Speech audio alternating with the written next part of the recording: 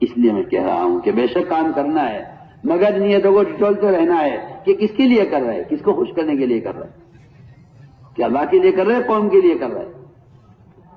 جو اللہ کے لیے کرتے ہیں وہ کسی کے ملامت کی پرواہ نہیں کیا کرتے۔ اس لیے میرے دوستو عزیزو، اس طرح ہمیں اللہ سے اخلاص کو مانگتے رہنا ہے۔ اگلی بات یہ ہے کہ لایانی سے اپنے آپ کو بچانا ہے۔ میں پھر دوبارہ آپ سے عرض کر دیتا ہوں کہ جماعت میں ساتھی منع کرنے کے باوجود باز نہیں آتے، موبائل لے کر جاتے ہیں، یہ وہ سب سے بڑی لایانی ہے جو آپ کے ہر عمل کو برباد کر رہی ہے، معاشرے کو برباد کر رہی ہے، اور آپ اس بات کو ماننے کو تیار نہیں کہ اس کو چھوڑ کے نکل جائیں۔ جب یہ نہیں تھا، جب کیا کرتے تھے؟ اللہ جزائے خیر دے، ہمارے یہاں ایک جماعت آئی کویت سے، اب ماشاءاللہ بڑے لوگ، مالدار لوگ سب،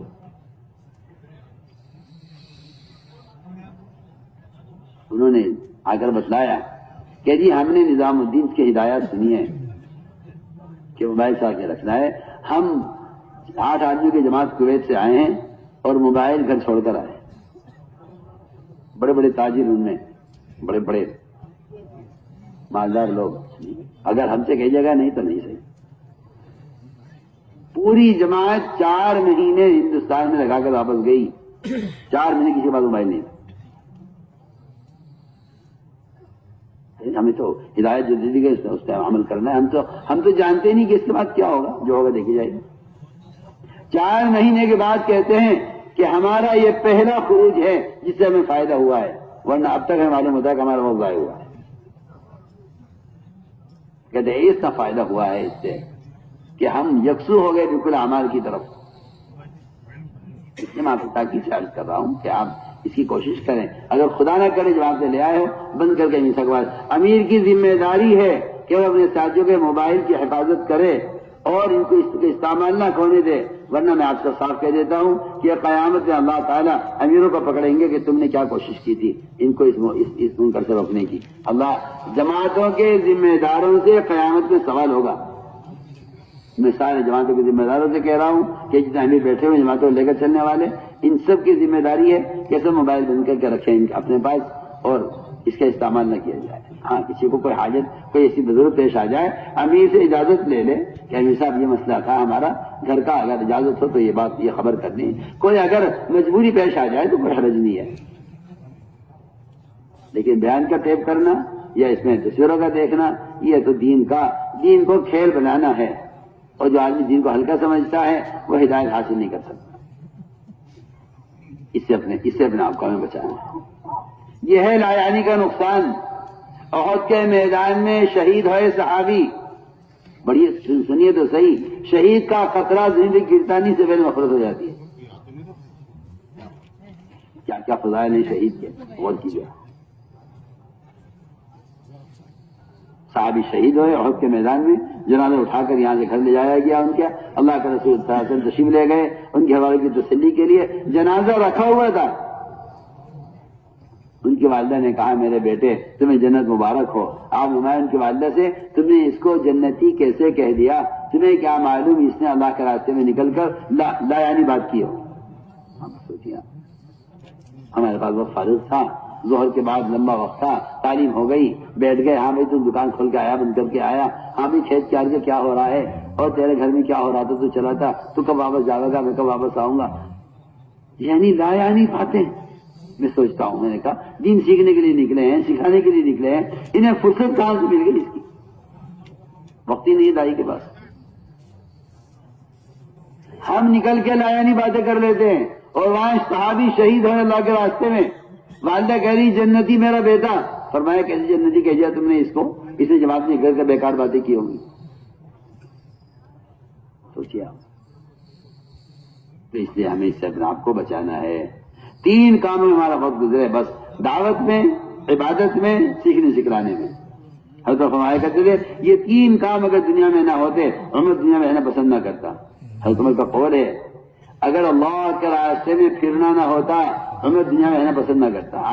آج کے مسلمانوں کو دیکھیے آپ، یہ کہتے ہیں پھرنا بھی کوئی کام ہے۔ حضرت عمر کیا کہہ رہے ہیں؟ اگر پھرنا نہ ہوتا جماعت میں تو میں دنیا میں رہنا پسند نہ کرتا۔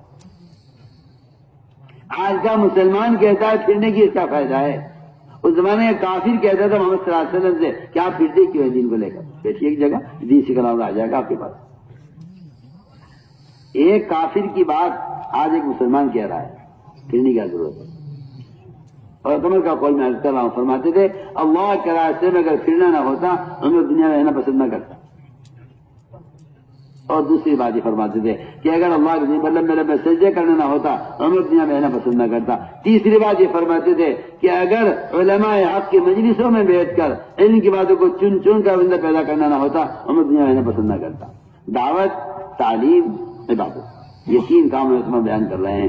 اگر دنیا میں تین کام نہ ہوتے تو عمر آخرت کو ترجیح دیتا، آخرت کو پسند کرتا. اپنے آپ کو ہمیں ان تین کاموں کے اندر ہی مشغول رکھنا ہے.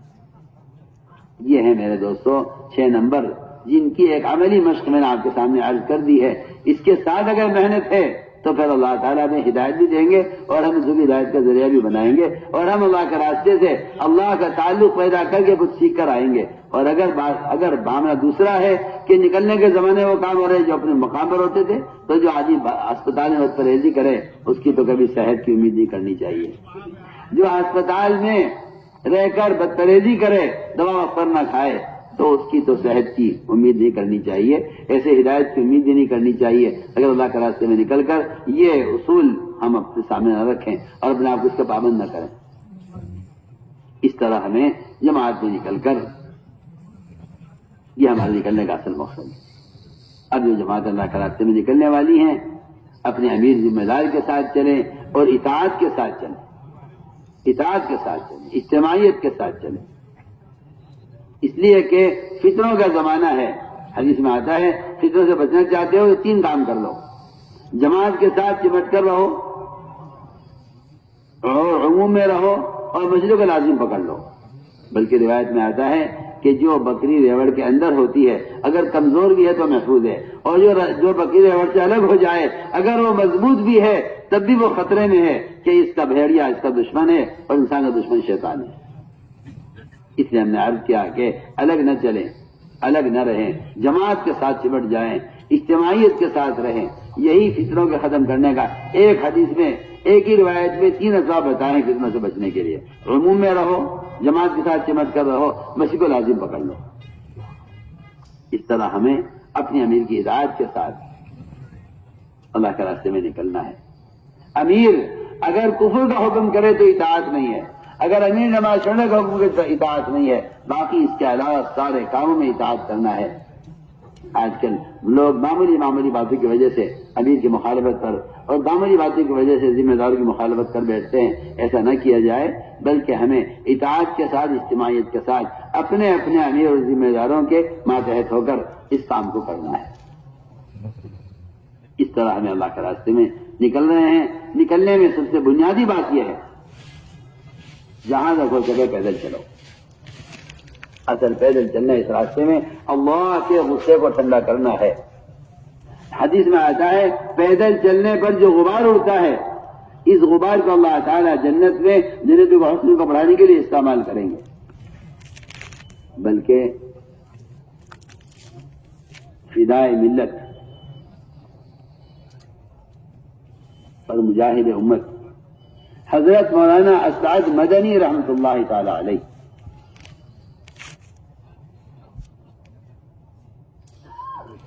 ایک سفر میں تھے، پہلو فیصلے کیجیے کسی مہم میں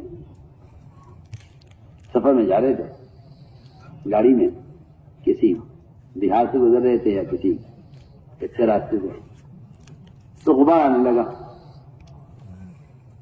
تو ان کے خادم نے جلدی سے دروازہ بند کیا، وہ کھڑکی بند کی شیشہ گاڑی کا.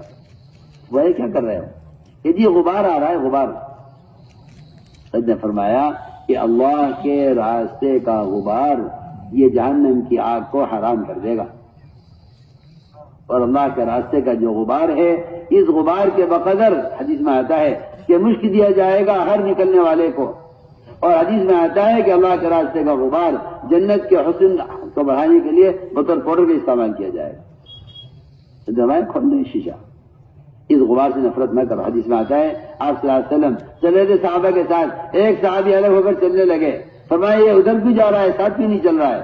اس نے کہا جی غبار اڑ رہا تھا، میں ایک طرف ہو گیا ہوں، مٹی اڑ رہی تھی، ذرا میری ناک میں چلی جائے گی اس لیے میں ایک طرف ہو گیا۔ فرمایا اس غبار سے نفرت نہ کرو